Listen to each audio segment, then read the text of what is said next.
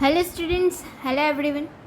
आज है सैटरडे और आज का हमारा टॉपिक है टाइप्स ऑफ ट्रेड। उसके पहले हमने अभी तक क्या देखा, तो ट्रेड देखा, उसका मीनिंग देखे और उसके कैरेक्टरिस्टिक्स देखे।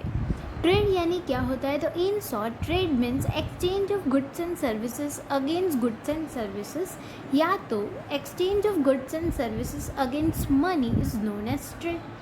फिर वो दो पार्टीज़ के बीच में होना चाहिए, एक तो एक साइड पे परचेसर होता है, दूसरा सामने कौन होता है, तो सेलर होता है। फिर ट्रेड कंटिन्यूस एक्टिविटी होनी चाहिए, एक लीगल एक्टिविटी होना चाहिए, इकोनॉमिक एक्टिविटी होता है कि जिसमें हमारा मेन गोल पैसे कमाने का रहता है। तो इस तरह के कैरेक्टरिस्टिक्स भी हमने देख लिए। तो अब बारी किसकी है, तो अब हम देखेंगे टाइप्स ऑफ ट्रेड, यानी ट्रेड कौन से तरह के होते हैं। तो ट्रेड यूजुअली दो तरह के होते हैं। सबसे पहला एक इंटरनल ट्रेड, दूसरा इंटरनेशनल ट्रेड। इंटरनल ट्रेड को होम ट्रेड भी कहा जाता है और इंटरनेशनल ट्रेड को फॉरेन ट्रेड भी कहा जाता है। तो अब हम पढ़ेंगे इसके डिटेल में। अब होम ट्रेड यानी इंटरनल ट्रेड क्या होता है, तो जो भी ट्रेड कोई कंट्री के बाउंड्रीज़ के अंदर किया जाता है उसे इंटरनल ट्रेड कहा जाता है। आप नाम से ही समझो, इंटरनल यानी कंट्री की खुद की जो भी बाउंड्रीज़ होती है उसके अंदर अगर ट्रेड किया जाता है तो उसे कहा जाता है इंटरनल ट्रेड। और कोई कंट्री है जो अपनी बाउंड्रीज़ के बाहर ट्रेड करता है दूसरे कंट्रीज़ के साथ, तो उसे कहा जाता है इंटरनेशनल ट्रेड यानी फॉरेन ट्रेड। तो ये दोनों इसके मेन डिफरेंस होते हैं, यानी कंट्रीज़ के बाउंड्री के अंदर जो किया जाता है उसे इंटरनल ट्रेड कहा जाता है, और कंट्रीज़ की बाउंड्री के बाहर दूसरे कंट्रीज़ के साथ जो ट्रेड किया जाता है उसे इंटरनेशनल ट्रेड कहा जाता है। तो अब आप सभी अपनी अपने बुक्स के अंदर पेज नंबर 7 पे आ जाओ। हम स्टार्ट करेंगे टाइप्स ऑफ ट्रेड से। तो देखो, there are two types of trade, first internal trade and second international trade. उसमें first one internal trade among different regions within the boundaries of a country is called internal trade. इसको underline कर लो। यानी क्या, यानी कोई भी country है उसकी जो बाउंड्रीज होती है उसके अंदर यानी विद इन बाउंड्रीज अगर ट्रेड किया जाता है तो उसे कहेंगे इंटरनल ट्रेड। फिर चाहे भले ही वो दूसरे दो स्टेट्स के बीच में हो रहा हो, या तो दो सिटीज़ के बीच में हो, या तो दो विलेजेस के बीच में हो, विलेज सिटीज़ के बीच में हो, उससे कोई फ़र्क पड़ता नहीं है। सिर्फ क्या होना चाहिए, तो हमारी कंट्री के विद इन होना चाहिए, बाउंड्रीज के अंदर ट्रेड किया गया होना चाहिए। A trader of Ahmedabad purchases boxes of apple from Kashmir, or a trader of Nagpur sends oranges to Rajkot. These are examples of internal trade. इधर internal trade का example दिया है, यानी अहमदाबाद का कोई ट्रेडर है वो खरीद रहा है बॉक्सेस, किसके, तो एप्पल के बॉक्सेस अहमदाबाद का ट्रेडर खरीद रहा है। कहाँ से, तो कश्मीर से। तो ये क्या हो गया, इंटरनल ट्रेड हो गया। क्योंकि क्यों इंटरनल ट्रेड है, क्योंकि कश्मीर और अहमदाबाद दोनों हमारे कंट्री के अंदर ही है, इसीलिए इसको इंटरनल ट्रेड कहा जाता है। और trader of Nagpur sends oranges to Rajkot, this are examples of internal trade. फिर देखो, कोई नागपुर का मतलब कि ट्रेडर है वो क्या कर रहा है, ऑरेंजेस भेज रहा है किधर, तो राजकोट के ट्रेडर को। तो ये भी क्या हो गया, इंटरनल ट्रेड हुआ। From the viewpoint of distribution, internal trade is divided into two parts. यानी डिस्ट्रीब्यूशन के व्यू पॉइंट से इंटरनल ट्रेड भी दो तरह से डिवाइड किया गया है। डिस्ट्रीब्यूशन के व्यू पॉइंट से यानी क्या, कि प्रोड्यूसर से होलसेलर के पास भिजवाना, होलसेलर से रिटेलर्स, ठीक है, रिटेलर से कस्टमर, यानी आप उसकी उल्टी चेन भी देख लो। हम हैं तो हम कुछ भी चीज़ खरीदने कहाँ जाते हैं, रिटेल शॉप्स में जाते हैं, छोटी दुकानों में जाते हैं। वो रिटेलर्स होते हैं, वो बल्क में अपनी ज़रूरियात के हिसाब से कहाँ से ख़रीद के लाते हैं, तो होलसेलर्स के पास से। और होलसेलर्स के पास है ना, एक ही चीज़ के माल है ना, बहुत सारे गोडाउन्स भरे हुए होते हैं, तो वो कहाँ से लाता है, तो वो लाता है प्रोड्यूसर से।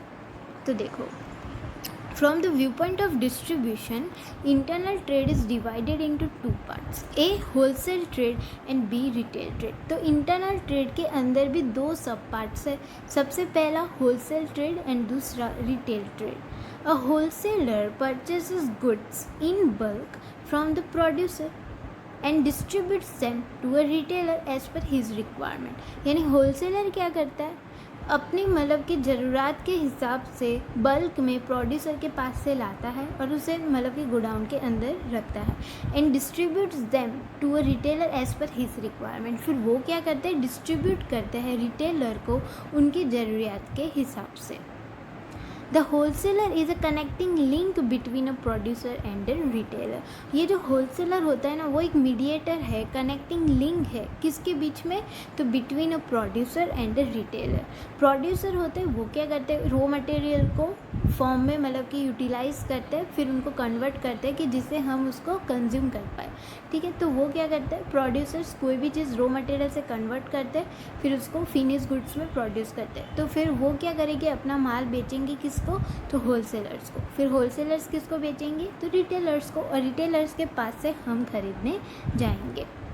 तो इस तरह से होता है। यानी आप सिंपल सा एग्जांपल भी ले सकते हो, अगर आपको पेन खरीदना है, तो पेंसिल रबर कुछ खरीदना है, तो आप छोटी सी स्टेशनरी की दुकान में जाओगे।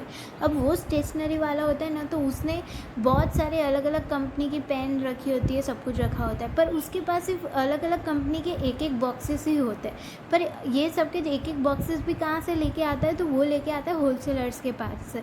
और होलसेलर के पास में है ना बहुत बल्क में होता है, उसके पास तो पूरे पूरे गोडाउन्स भरे हुए होते हैं, और वो इतना सारा माल कहाँ से लेके आता है, तो प्रोड्यूसर के पास से। तो wholesaler is a connecting link between producer and retailers. In retail trade, a retailer purchases goods from wholesaler and supplies them to the consumers as per their requirement. फिर रिटेलर क्या करते हैं, जो होलसेलर के पास से ख़रीद के लाए होते हैं, फिर वो है ना वो माल को हमें बेचते हैं, यानी कस्टमर्स को वो बेचते हैं, जैसे कि हमारी जितनी रिक्वायरमेंट होती है उस हिसाब से। वो अगर समझ लो कोई स्टेशनरी वाला है, वो होलसेलर के पास से अलग अलग कंपनी की पेन लेके आया है, तो फिर वो क्या करेगा, हमें बेचने वाला है, तो हमें किस तरह से बेचेगा, हमें जो पेन चाहिए उस हिसाब से बेचेगा। हम कहेंगे कि भाई सेलो की ये पेन दे दो, ठीक है, तो हाइड्रा जेल पेन दे दो, तो हमारी जो रिक्वायरमेंट है उस हिसाब से वो हमें सेल करेगा। तो दो तरह के ट्रेड होते हैं, wholesale trade and retail trade. यानी इंटरनल ट्रेड के अंदर ये दो पार्ट्स है। इंटरनल ट्रेड यानी जो ट्रेड हमारी कंट्री के बाउंड्रीज के विद इन किया जाता है वो, और उसमें भी दो सब पार्ट्स है, एक होलसेल ट्रेड, दूसरा रिटेल ट्रेड। होलसेल ट्रेडर क्या करता है, तो प्रोड्यूसर के पास से बल्क में माल लाता है, फिर वो क्या करता है, रिटेलर को बेचता है उनकी रिक्वायरमेंट के हिसाब से। और रिटेलर क्या करता है, होलसेलर के पास से ख़रीद के लाता है और कस्टमर्स को बेचता है उनकी रिक्वायरमेंट के हिसाब से। तो ये हो गया wholesale trade and retail trade. फिर देखो दूसरा, international trade. Trade between two countries is called international trade. यानी कोई भी ट्रेड हमारी कंट्री का, कोई भी ट्रेड अगर हमारी कंट्री की बाउंड्रीज के बाहर कोई और कंट्री के साथ होता है तो उसे इंटरनेशनल ट्रेड कहा जाता है। यानी कोई भी दूसरे कंट्री के साथ अगर ये हमारी कंट्री ट्रेड कर रही है तो उसे हम कहेंगे कि इंटरनेशनल ट्रेड हुआ है। International trade crosses the boundaries of the country. तो इंटरनेशनल ट्रेड में क्या होता है कि हमें बाउंड्री क्रॉस करके जाना पड़ता है। A Japanese company selling televisions to Indian trader और Kesar mango being sent from India to USA are examples of international trade। यानी कोई जापान की कंपनी है, वो हमें टेलीविज़न सेल कर रही है, ठीक है, इंडिया के ट्रेडर को, तो वो क्या हो गया, इंटरनेशनल ट्रेड। ठीक है, ये इंडिया के विद इन तो हुआ नहीं है, हमें हमारी कंट्री की बाउंड्री को क्रॉस करके ट्रेड करना पड़ा, ठीक है। और Kesar mango being send from India to USA, और हम क्या कर रहे हैं, हमारी कंट्री के अंदर जो भी केसर मैंगो है वो हम सेंड कर रहे हैं यूएसए को, तो ये भी क्या हो गया, एक फॉरेन कंट्री के साथ हमने ट्रेड किया, तो ये हो गया international trade. Are examples of international trade. फिर इंटरनेशनल ट्रेड भी तीन तरह के होते हैं। International trade includes a import trade, b export trade and c re export trade. Import trade यानी क्या, अगर हम कोई और फॉरेन कंट्री से माल लाते हैं, ख़रीदते हैं, तो उसे कहा जाता है इम्पोर्ट ट्रेड। और हम अगर हमारी कंट्री कोई और कंट्री को बेचती है तो उसे कहा जाता है एक्सपोर्ट ट्रेड। और री एक्सपोर्ट ट्रेड यानी क्या, हम हैं वो कोई और कंट्री से रॉ मटेरियल ख़रीदते हैं, फिर हम उसके अंदर कुछ चेंजेस करते हैं और फाइनल गुड बना के हम कोई और कंट्री को बेचते हैं, फॉरेन कंट्री को, तो इसे री एक्सपोर्ट ट्रेड कहा जाता है। देखो, तो इधर एग्जाम्पल्स से ही हम इंपोर्ट ट्रेड और एक्सपोर्ट ट्रेड को समझ लेते हैं। यानी जापान की कंपनी ने हमें टेलीविज़न से सेल किए, तो हमने क्या किया, तो हमने इधर किया इंपोर्ट, क्योंकि हमने दूसरी कंट्री से ख़रीदा है, तो ये हमारे लिए हो जाता है इंपोर्ट ट्रेड। ठीक है, यानी कोई और कंट्री से अगर हम खरीदते हैं तो उसे इंपोर्ट ट्रेड कहा जाता है। फिर देखो दूसरा क्या है कि Kesar mango being send from India to USA, यानी इंडिया ने क्या किया, यूएसए को केसर मैंगो बेचे, तो ये क्या हो गया, हमने कोई और कंट्री को सेल किया है, तो ये हो जाता है एक्सपोर्ट ट्रेड। तो ये दोनों एग्जांपल्स है इंपोर्ट ट्रेड और एक्सपोर्ट ट्रेड के। और इंटरनेशनल ट्रेड तो हम उसे कहेंगे ही कहेंगे, यानी कोई भी ट्रेड दूसरे कंट्री के साथ होता है कोई भी तरह का, तो उसे इंटरनेशनल ट्रेड कहा जाता है। फिर री एक्सपोर्ट ट्रेड में क्या होता है कि जैसे इंडिया है वो कोई और कंट्री से कुछ रॉ मटेरियल्स खरीदता है, फिर उसके अंदर चेंजेस करता है और फिनिश गुड बनाता है, और फिर उसको फिनिश गुड में कन्वर्ट करके उसे कोई और कंट्री के साथ बेचता है, तो इसे री एक्सपोर्ट ट्रेड कहा जाता है। यानी समझ लो कि कोई स्टील प्लेट्स है, ठीक है, स्टील की प्लेट्स है, एल्यूमिनियम की प्लेट्स है, ये सारी प्लेट्स इंडिया क्या कर रहा है कि जापान से इंपोर्ट कर रहा है। ठीक है, सिर्फ सीट्स यानी एल्यूमिनियम सीट्स बड़े बड़े मतलब कि उसके पट्टे, ठीक है, वो उसने इंपोर्ट किए जापान से। अब उसने क्या किया, स्क्रू बनाए एल्यूमिनियम के, या तो उसने स्क्रू बनाए, ठीक है, स्टील के और उसके, फिर उसने वो स्क्रू को बना के एक्सपोर्ट किया कोई और कंट्री के साथ, यानी अफ्रीका में उसने एक्सपोर्ट कर लिए, तो ये हो जाता है री एक्सपोर्ट ट्रेड। यानी कोई भी चीज़ कहीं से इंपोर्ट करके लाना, उसके अंदर चेंजेस करना और फिनिश गुड्स बना के कोई और कंट्री को बेचना, तो इसे कहा जाता है री एक्सपोर्ट ट्रेड।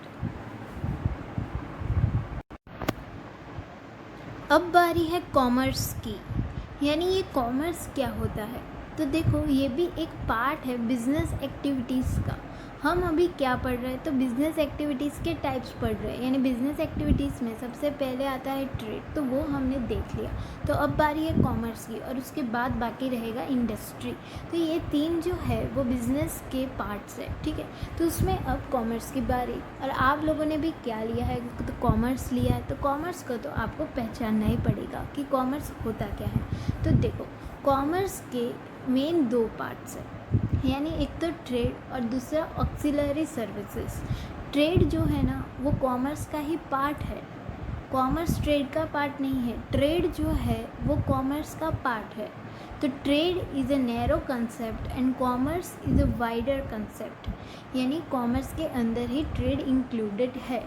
और दूसरा क्या इंक्लूडेड है, तो ऑक्सिलरी सर्विसेज। ऑक्सिलरी सर्विसेज यानी सपोर्टिंग सर्विसेज, जो ट्रेड को सपोर्ट करती है, वो ऐसी सर्विसेज जिससे ट्रेड करने में आसानी हो जाती है, उसे कहेंगे ऑक्सिलरी सर्विसेज, और उसको मेरी लैंग्वेज में सपोर्टिंग सर्विसेज भी कह सकते हैं, ठीक है। तो ऑक्सिलरी सर्विसेज क्या है वो हमें देखना है। ट्रेड तो हमने देख लिया। तो कॉमर्स के अंदर दो मेन चीज़ें होती है, ट्रेड और ऑक्सिलरी सर्विसेज। ऑक्सिलरी सर्विसेज यानी ऐसी सर्विसेज जो ट्रेड करने में मदद करती है। तो चलो देखते हैं। Commerce meaning, commerce means trade and auxiliary services to trade. कॉमर्स मतलब क्या, तो trade and auxiliary services to trade. फिर देखो दिस सर्विसेज इंक्लूड, तो ऑक्सिलरी सर्विसेज के अंदर कौन सी चीज़ें आती है, तो this services include the services of banking, insurance, transportation, communication, warehousing and agents.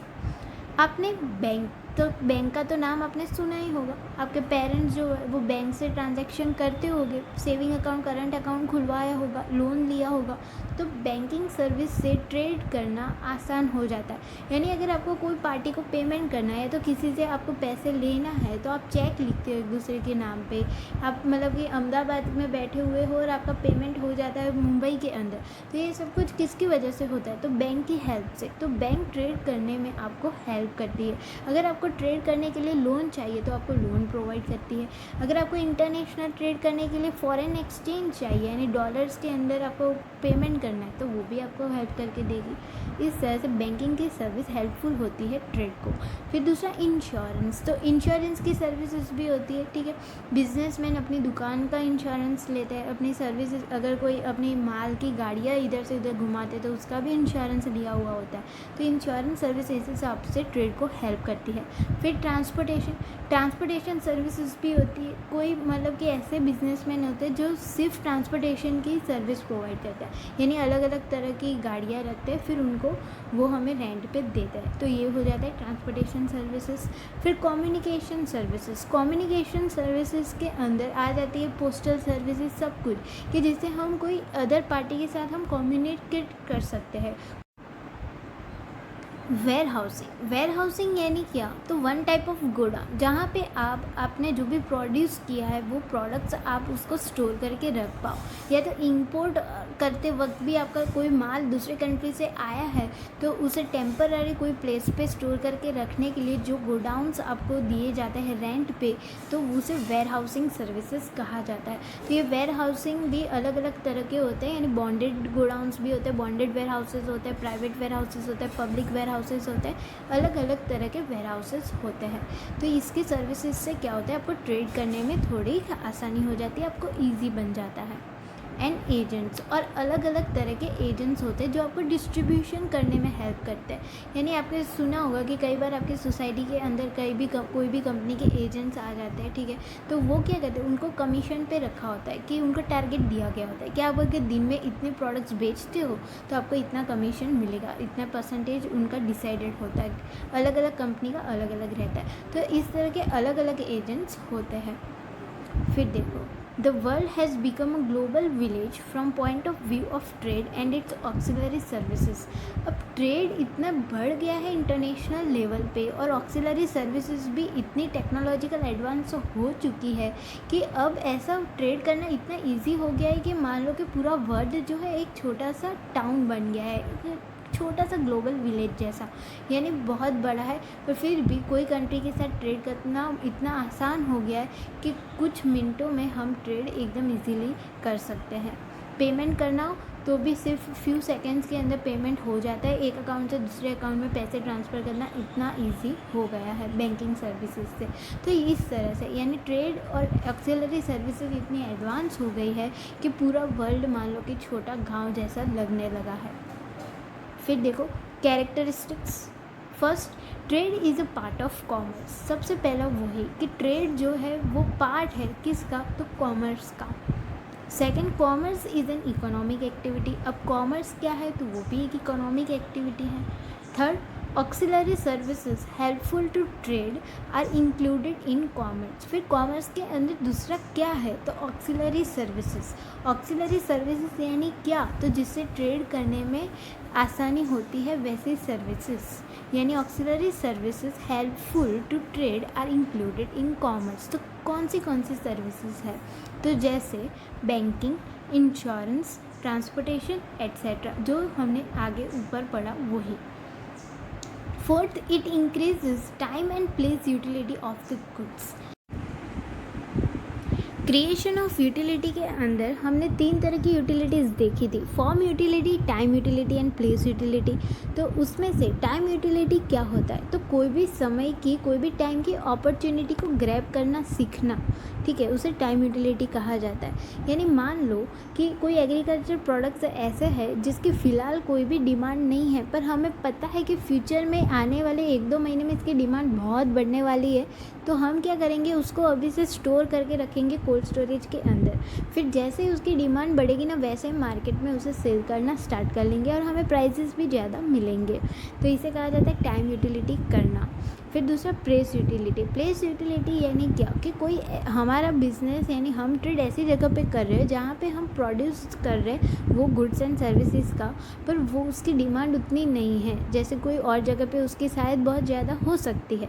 तो देखो हैंडलूम के एग्जांपल्स अच्छे हैं, जैसे कि हमारे कंट्री के अंदर हैंडलूम आइटम्स बनती है, तो उधर हमारे कंट्री के अंदर, हमारे रीजन्स के अंदर उसकी डिमांड नहीं होती, पर फॉरेनर्स बहुत अट्रैक्टेड होते हैं हमारे हैंडलूम यानी हमारे ट्रेडिशंस के आइटम्स को परचेस करने में।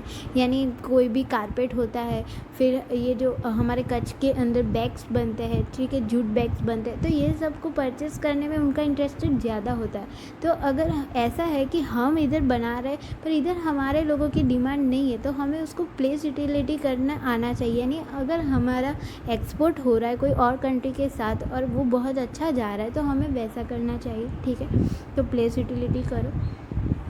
फिर देखो fifth, auxiliary services are demanded oriented yet continuous, यानी ऑक्सिलरी सर्विसेज यानी सपोर्टिव सर्विसेज जो ट्रेड करने में हमारे आसानी हो जाती है, तो वो कैसी होती है, तो वो डिमांड ओरिएंटेड होती है पर फिर भी कंटिन्यूस है।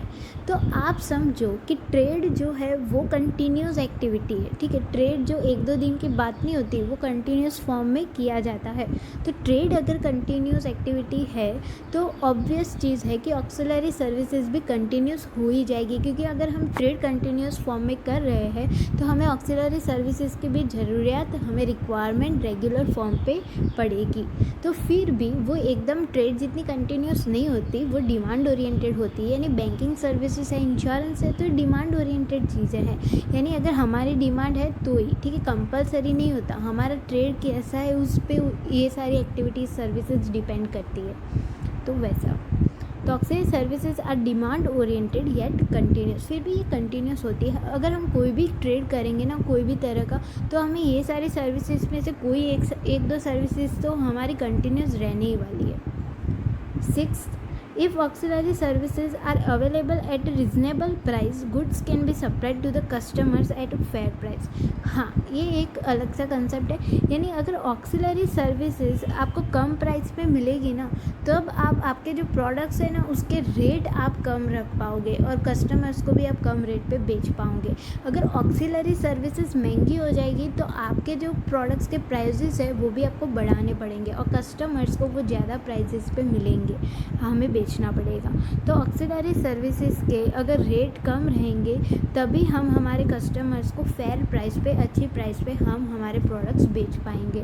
यानी मान लो कि हमारा जो है ना ट्रांसपोर्टेशन फैसिलिटीज़ की हमें ज़्यादा ज़रूरत पड़ती है। अब क्या हुआ कि पेट्रोल डीजल के प्राइसेस बढ़ गए, और पेट्रोल डीजल के प्राइसेस बढ़ने से ट्रांसपोर्टेशन फैसिलिटीज़ भी महंगी हो गई। तो हमें क्या करना पड़ेगा, वो कॉस्ट को कवर करने के लिए हमें हमारे प्रोडक्ट की प्राइस बढ़ानी पड़ेगी, तभी हमारा जितना प्रॉफिट हमने सोचा है उतना हो पाएगा। तो इस तरह से होता है। अगर ऑक्सिलरी सर्विसेज रिजनेबल प्राइसेस पे मिलेगी तभी हम कस्टमर्स को भी कम रेट पे गुड्स बेच पाएंगे।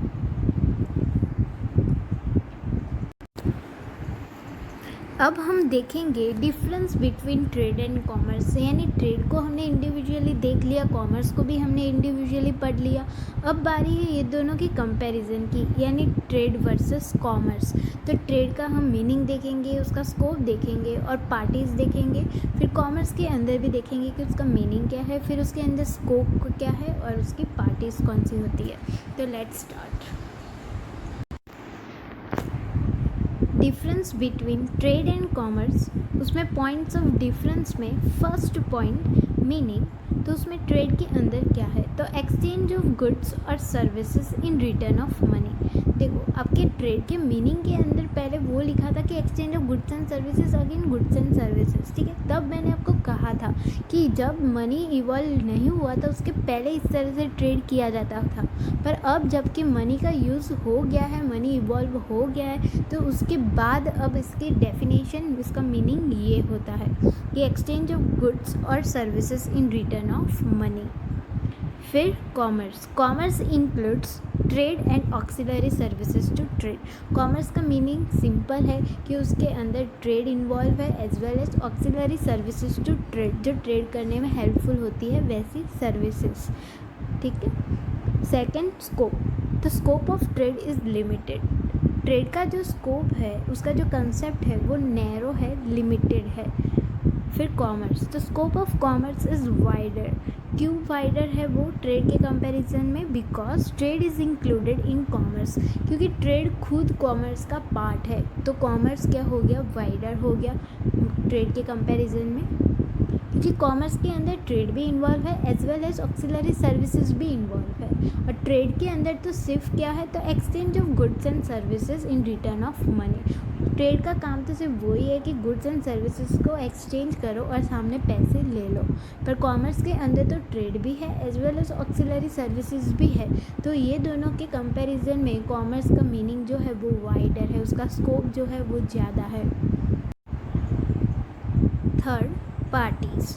Both the parties of trade are mostly known to each other and are in proximity. देखो इधर प्रॉक्सिमिटी का मीनिंग होता है नियरनेस या तो फिर क्लोजनेस, यानी ट्रेड के अंदर जो भी दो पार्टीज़ होती है वो ज़्यादातर जान पहचान वाली होती है, यानी वो दोनों पार्टीज़ एक दूसरे को जानते होते हैं। पर कॉमर्स के अंदर बहुत रेयर चांस होता है कि वो दोनों पार्टीज एक दूसरे को जानते होते हैं। कॉमर्स के अंदर ट्रेड तो इन्वॉल्व है, तो उसके अंदर तो वैसा हो जाता है कि दो पार्टीज हो सकता है कि एक दूसरे को जानते होते हैं। पर जब ऑक्सिलरी सर्विसेज की बात आती है तो इधर थोड़ी दिक्कत हो जाती है। यानी अगर आप बैंक में जाते हो तो हो सकता है कि आप बैंक के अंदर जो क्लर्क होते हैं, ऑफिसर्स होते हैं, मैनेजर्स होते हैं, उनको आप नहीं अपने एकदम आपके प्राइवेट पर्सनल रिलेशंस नहीं होते उनके पास, ठीक है। फिर अगर आप इंश्योरेंस करवाने जाते हो तो उधर भी कोई मैनेजर होगा, के एजेंट्स होंगे, तो उनके पास आपके पर्सनल रिलेशंस नहीं होते। तो इस तरह की बात है। पर अगर आप ट्रेड कर रहे हो, आप बहुत सालों किसी के साथ आपने ट्रेडिंग किया है, तो आपके एक अच्छा खासा रिलेशन बन जाता है, यानी आप दोनों एक दूसरे को बहुत सालों से जानते होते हो। तो ट्रेड के अंदर ये चीज़ होती है, दोनों पार्टीज़ एक दूसरे को मोस्टली जानते होते हैं। पर कॉमर्स के अंदर ये चीज़ पॉसिबल नहीं होती, क्योंकि कॉमर्स के अंदर ऑक्सिलरी सर्विसेज जो है तो वो हो सकता है कि उसके अंदर जो भी इन्वॉल्व है, जो भी पार्टीज़ है, आप उनके टच में बहुत नहीं आने का होता आपका, इसकी वजह से आप उनको नहीं जानते होते। तो कॉमर्स में देखो, both the parties may be at a distant places and unknown even though they can obtain auxiliary services. भले ही वो ऑक्सिलरी सर्विसेज तो लेते हैं, यानी सर्विसेज का बेनिफिट तो उनको मिलता ही होता है, फिर भी वो पार्टीज़ जो होती है वो अननोन रहती है, उनके कोई ऐसे पर्सनल रिलेशन बिल्डअप हुए नहीं होते। हम बैंक में जाते हैं, हाँ, हम महीने में मतलब कि 20 दिन बैंक में गए होंगे, पर फिर भी हमारे क्लर्क के साथ उतने रिलेशन नहीं बनते जैसे अगर हम कोई ट्रेडर के साथ ट्रेड करें, उसके साथ जैसे हमारे रिलेशन बिल्ड हो जाते हैं, वैसे ऑक्सिलरी सर्विसेज के अंदर नहीं होते। इधर हमारे difference between trade and commerce ख़त्म होते हैं। तो सिंपल लैंग्वेज में समझ लो कि ये दोनों है, वो ट्रेड एंड कॉमर्स, ये दोनों भाई है। उसमें ट्रेड जो है वो छोटा भाई है, कॉमर्स जो है वो उसका बड़ा भाई है, ठीक है। तो आज हम रखते हैं इधर तक। नेक्स्ट क्लास में हम देखेंगे इंडस्ट्री के बारे में और एक्सरसाइज सॉल्व करेंगे, और शायद हो सके कि नेक्स्ट क्लास हम गूगल मीटिंग पे करें, तो प्लीज़ अगर लिंक भेजें तो उसे एक्सेप्ट कर लेना। तो आज इधर तक, खुश रहो, इसी तरह से पढ़ते रहो। Bye everyone.